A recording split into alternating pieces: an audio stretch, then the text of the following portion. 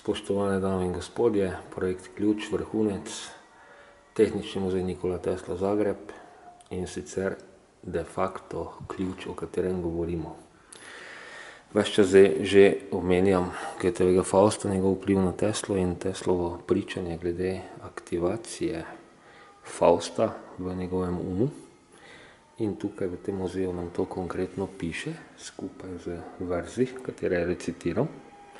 In če si preberemo početkom 1882 godine, zbog velikih je napora v boljo, sluh moj postal preosjetljiv.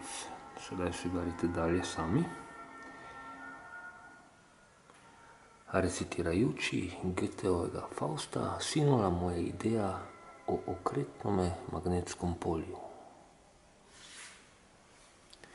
Se pravi, Goethe je med tem, ko je recitiral Fausta, bil v svojem umu, katerega je sam opisal kot nekako v transu, dobil vizijo, dobil idejo, ki jo je potem kar narisal v pesek.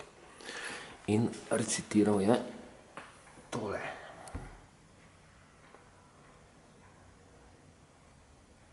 In sedaj se predstavimo na original, ker nemški jezik je zelo težko prevajati v te naše slovanske oziroma pač ostale jezike in treba je vselej, kar se tiče nemščine in Fausta, brati original.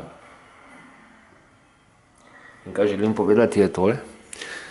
Jaz kot faustolog sem se leta in leta ukvarjal s tem, zakaj se pri recitiranju Fausta zgodi to, kar Tesla kot v tem svojem področju največji genij doslej človeštva sam izjavi, da mu je recitiranje literarnega dela pokazalo, kako deluje fizikalna zadeva.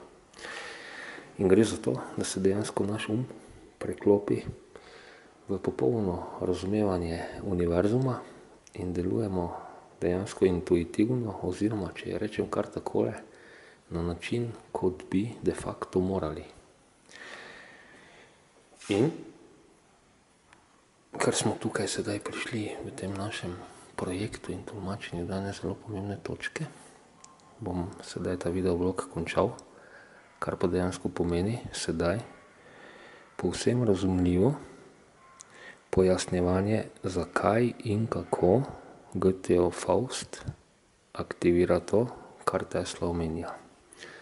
Torej, projekt Ključ pomeni razumevanje, doumevanje in tudi dejansko realiziranje našega sveta, kot bi moral biti, kajti svet, kot ga vidimo okoli nas, je dejansko zelo popačena družba in ta popačena družba je dejansko posledica, povsem preprosto rečeno, zmotne, kriminalne in degenerativne izrabe in tudi produkcije energije.